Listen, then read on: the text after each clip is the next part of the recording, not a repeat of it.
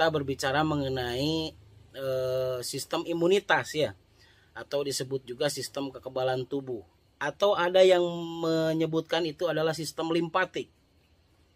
Nah, lebih kerennya nih, jadi the power of human immune system. Nah, kata Mas Roni mah rada hese teh bahasa Subang teh gitu teh. Oke. Oke, berbicara masalah human immune system, berbicara juga kepada sistem kekebalan tubuh secara global ya, dari ujung kepala sampai dengan ujung kaki. Kenapa kita bisa bertahan ya? Kenapa kita bisa tumbuh dan berkembang? Kenapa tubuh kita bisa bergerak? Kenapa tubuh kita juga bisa menyesuaikan diri dengan lingkungan? Itu semua karena sistem kekebalan tubuh atau human immune system di dalam tubuh kita itu berfungsi dengan baik. Nah, begitu juga dengan kehidupan berarti ya. Ketika sistem imun sistem ini kekebalan tubuh atau self management itu berjalan, maka manusia itu akan menjadi normal. Apa yang disebut normal di sini adalah tumbuh dan berkembang sesuai dengan ekspektasi, bahkan melebihi ekspektasi. Melebihi bayangan maksudnya gitu, melebihi prasangkaan gitu ya. Nah, seperti itu Mas Roni. Kalau berbicara bahwa di dalam tubuh ini terdapat yang namanya 6 buah ya, 6 buah sistem kekebalan tubuh. Yang terdiri dari yang pertama itu tonsil, atau tonsil itu disebut juga amandel. Yang keduanya itu adalah timus ya, yaitu sebuah kelenjar yang berada di belakang rongga tengah dada. Jadi kalau misalkan ada tulang iga, nah ada di tengah-tengahnya tulang ya. Nah, itu di tengah-tengahnya tulang ini. Jadi kalau laki-laki gampang.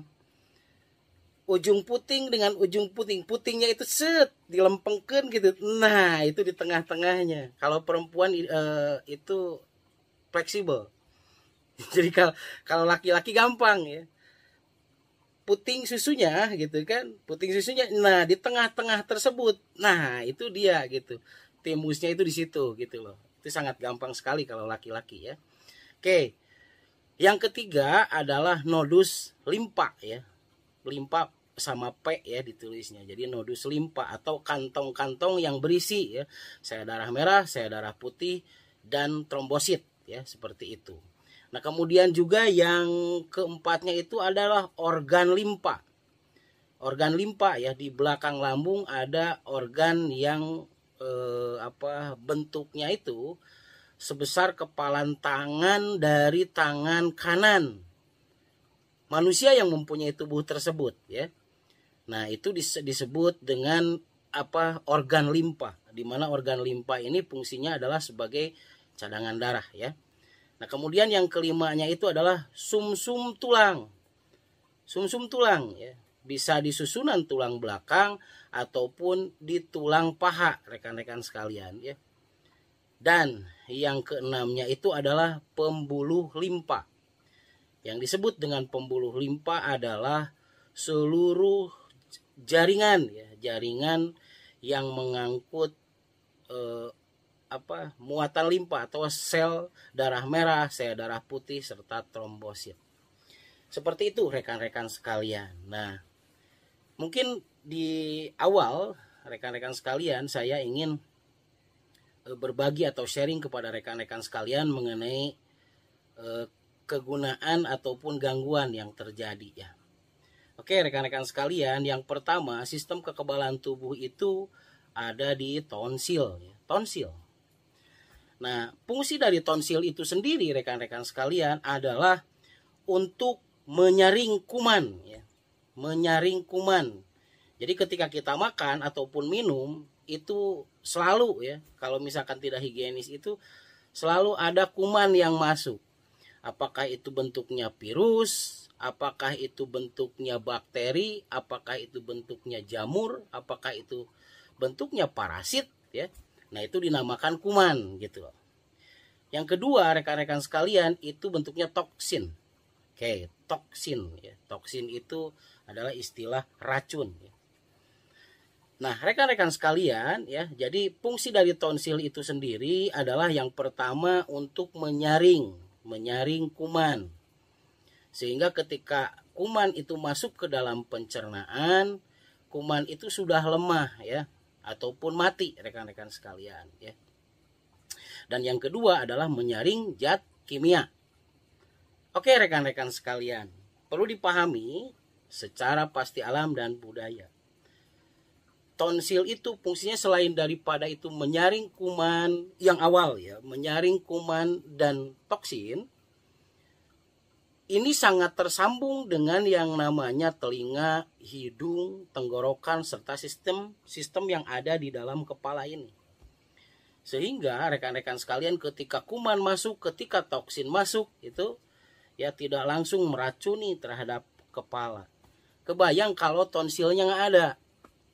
Kebayang kalau amandelnya nggak ada. Berarti setiap kuman yang masuk, setiap racun yang masuk itu sebagian itu bisa langsung masuk ke dalam kepala.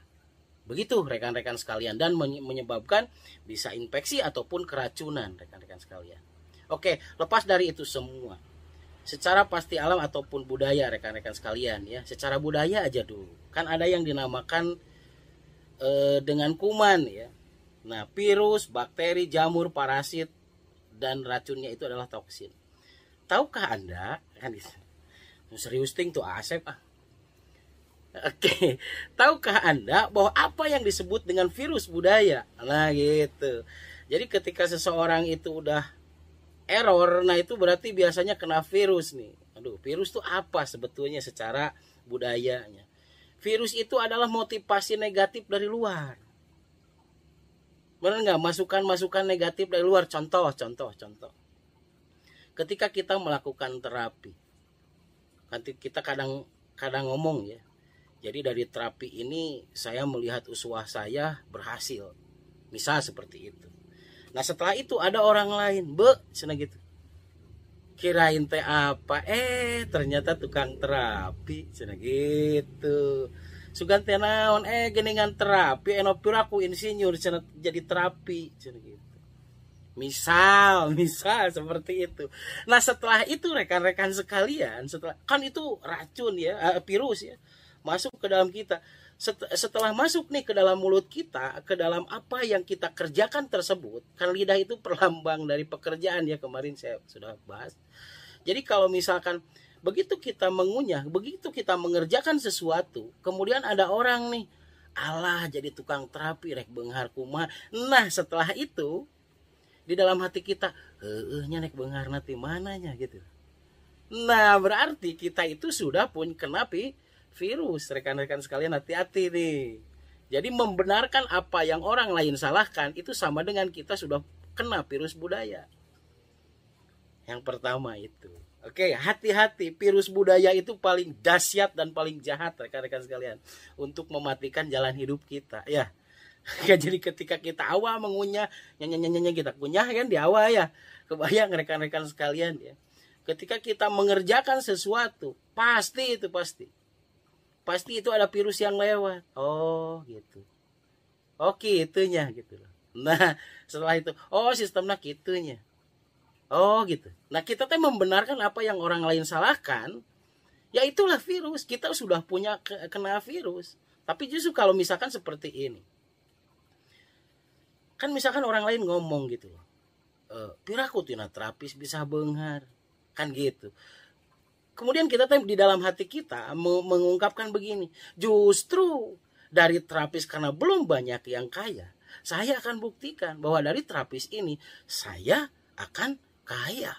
Karena kenapa demikian? Karena ada dua rumusan yang dikatakan Ali bin Abi Thalib adalah ketika seseorang itu bergerak di bidang kesehatan dan ketika seseorang itu bergerak di bidang makanan pokok, maka dia tidak akan pernah hancur oleh peradaban apapun. Nah, seperti itu, coba buktikan gitu. Kita membuktikan hal tersebut. Nah, itu baru berarti kita mempunyai antioksidan, ya. Antioksidan, anti kan berlawanan, oksidan itu ya racun rekan-rekan sekalian ya.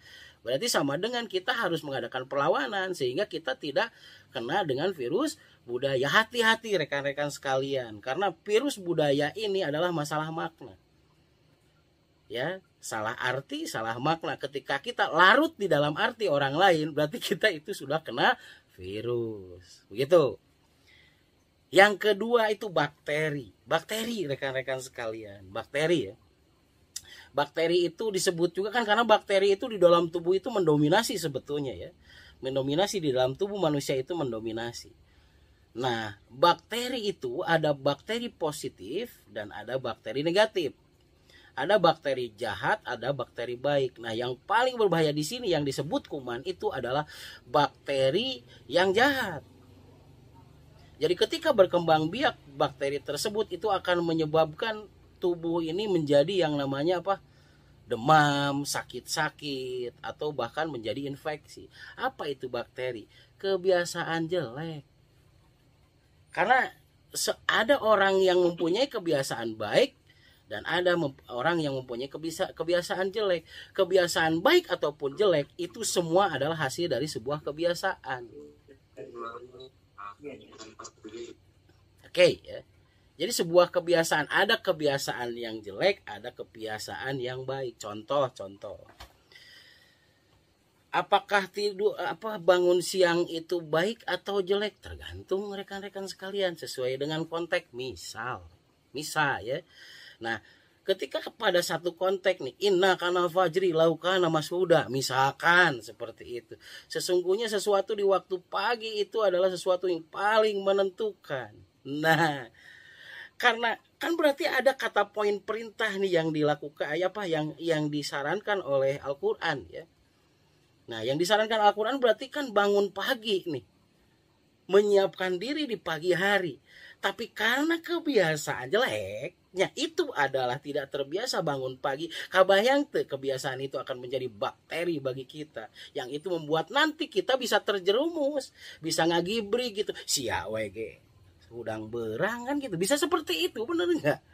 Bagaimana mau kuat mentalnya kalau bangunnya itu siang terus, misal seperti itu.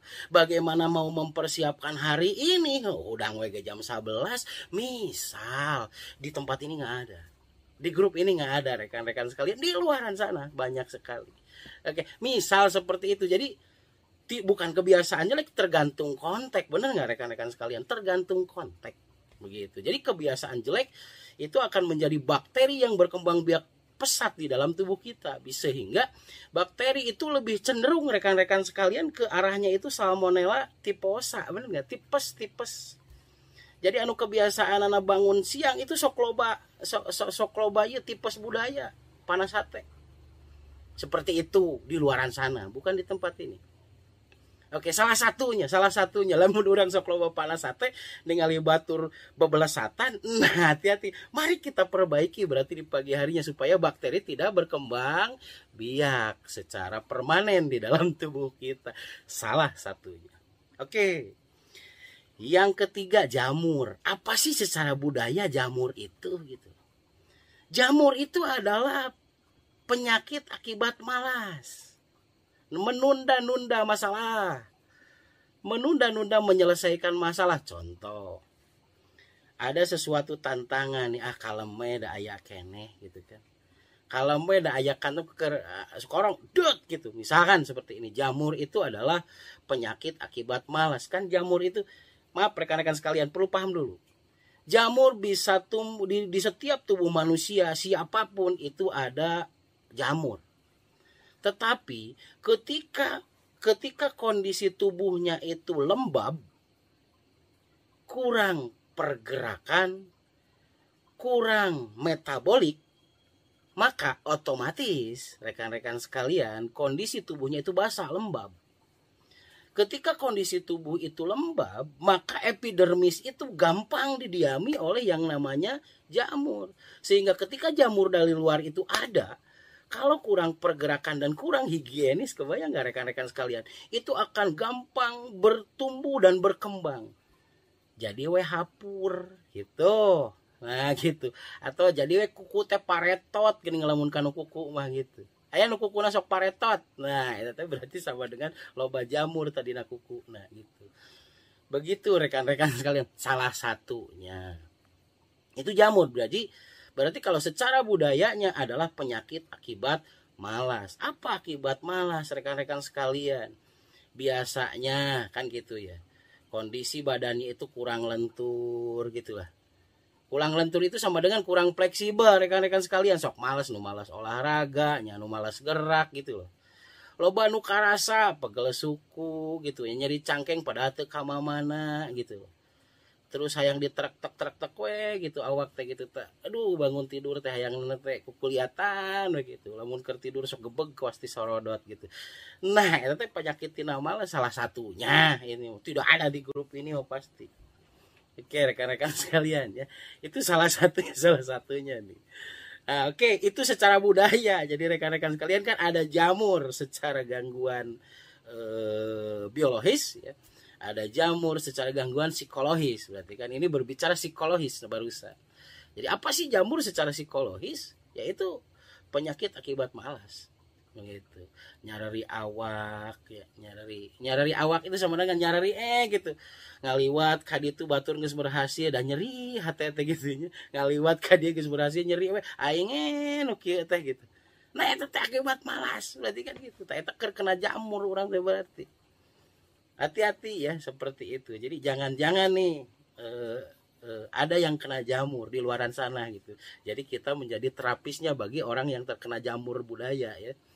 Oke, jadi kalau mau terhindar dari jamur budaya, bergerak aktif di JM Community nih.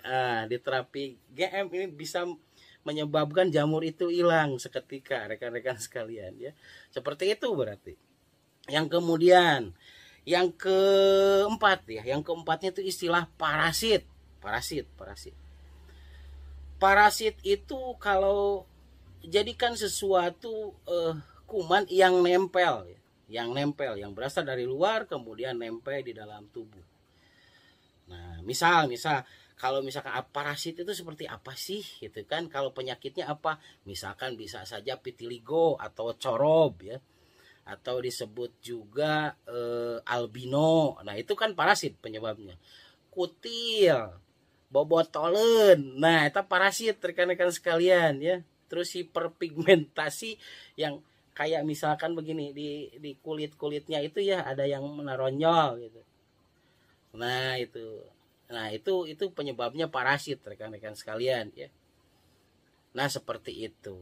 Jadi kuman yang menempel pada kulit kemudian berkembang biak, kemudian setelah itu merusak tatanan kulit kan, merusak penampilan, merusak permukaan luar kan seperti itu. Nah, rekan-rekan sekalian, secara budayanya atau psikologinya bahwa parasit itu adalah teman toksik. Yang seperti apa sih teman toksik gitu. Orang teh misal rekan-rekan, kita itu misalkan mempunyai gairah badar, gairah yang tidak bisa dihentikan oleh siapapun. Tetapi kita babarengan bersama-sama terus dengan orang-orang yang toksik, dengan pemalas. Nyala tuh hidup mah gitu kan. Tenang saja, hidup ini kita harus nikmati. Bener gak? Bener, hidup itu harus dinikmati. Tapi kudu boga nanaon. Ya macan boga nanaon bisa nikmati, nikmati naon coba. Kebayang gak rekan-rekan sih? Duit teu boga, waktu teu boga, anak ngadat wae, pemajikan nyorokan wae, salaki nyorokan wae gitunya. Keluarga hayo we ngerenyeng dan lain sebagainya. Coba kebayang gak rekan-rekan sekalian, geus menikmati rek nikmat kumaha, coba duit teu boga, waktu teu boga. Kebayang gak rekan-rekan sekalian ya. Nah banyak teman toksik di luaran sana, bener. Ketika ada program apapun, alah tong riweuh ting, bener tong riweuh hirup mah gitu loh, tong heuwir. Jadi hirup mah tong dibawa heuwir. Tapi rekan-rekan sekalian, itu berarti kita itu sudah freedom. Atau kita itu sudah punya limpa, bener gak? Sudah punya sistem imun, sudah punya cadangan. Iya mah teu boga cadangan, coba sok kebayang ngalantur ka mana meuli, kebayang gak rekan-rekan sekalian? Jadi pengisi gardu atau pengisi sisi balong gitu loh. Aya di luaran sana banyak pengisi sisi balong. Nah seperti duit teu boga ayo di sisi balong gitu kumaha atuh kumaha mun eleh ae gitu kan, bisa ngajual calana berarti kan gitu. Nah di luaran sana bukan di tempat ini. Nah, jadi hati-hati teman toksik seperti itu rekan-rekan sekalian, karena lambat laun itu akan merusak kepada tetanggan diri kita. Kecuali dompet kartuna kartu debitna udah banyak jeung aya eusian. Aya nu kartu debitna banyak tapi eueuh eusian. Kemudian uangna teh nu bareureummna teh gitu teh olah begitu ditilepkeun dompet teh udah hese ditilepkeun tuh plus gitu. Nah, mun geus kitu rek di sisi balong, rek di nagardu gitu silahkan. Kan enjoy menikmatinya oge gitu nya kebayang. Kartu debit can aya eusian dompet ditilepkeun teh da mosikeun geblug cenah digitukeun ditilepkeun. Kebayang gara-gara sekali. Kan jadi leuwih stres gitu. Hati-hati kina kita dekat dengan parasit atau teman toksik gitu. Kenapa di dalam di dalam beberapa artikel ilmu dikatakan bahwa kesuksesan seseorang atau keberhasilan seseorang itu dipengaruhi oleh 3 hal. Apa yang sering dia baca atau apa yang sering dia tafsirkan, apa yang sering dia lakukan, apa yang sering dia pecahkan, apa yang sering dia hadapi. Berarti kan gitu. Oke. Berarti yang keduanya dengan siapa dia bergaul. Nah, dengan siapa dia bergaul kan gitu ya. Nah, kalau bergaul jeung teman toksik kebayang nggak lama kelamaan eta nu negatif mah saeutik ge sok langsung karena nila setitik rusak susu sebelahna kebayang tai cak-cak lama hiji kadeule hayang enggak. Da rusak atuh susu teh kabeh teh bisa diinum da kadeule ku kabehan. Cenah ongko alus tapi jeung nu kitu. Kan seperti itu nanti itu di luaran sana. Ini kan untuk hanya sebagai komparatif bagi diri kita sendiri. Apa sih yang menyebabkan kekebalan tubuh kita meningkat ataupun menurun? Salah satunya ketika ada kekebalan tubuh menurun itu diakibatkan oleh teman toksik. Gitu ya, teman yang susah di sistem. Oke ya, itu yang dinamakan kuman. Oke. Nah, kemudian yang kelima penerangan mengenai toksin. Apa sih itu toksin kan gitu ya. Hal-hal yang bersifat negatif yang berasal dari lingkungan yang kurang mendukung itu secara budayanya. Oke rekan-rekan sekalian, salah satunya tadi tonsil. Balik lagi ke tonsil. Itu sararius tuh. Oke, ke tonsil rekan-rekan sekalian ya. Jadi tonsil itu adalah untuk menetralisir, menyaring kuman ataupun zat kimia yang akan masuk ke saluran pencernaan dan ke otak. Begitu rekan-rekan sekalian. Dan secara otomatis yang namanya tonsilnya itu kuat, antibodinya juga kuat. Karena biasanya orang-orang yang punya sinusitis dan polip itu tonsilnya itu biasanya kurang baik. Sinus ataupun polip ya, orang-orang yang kena sinusitis ataupun polip itu berbarengan biasanya dengan kondisi tonsil atau amandelnya itu kurang baik, sehingga rekan-rekan sekalian mau tidak mau ketika misalkan tonsilnya itu kurang baik ya, sinusnya keganggu, polipnya keganggu, berpikir teh gampang jenuh gitu loh rekan-rekan sekalian, asa pararinu sirah teh kan gitu ya. Banyak orang gitu asa pararinu asa jaranu teu puguh gitu. Nah, hati-hati itu tonsil kita sedang menurun kerjanya. Seperti itu rekan-rekan sekalian ya.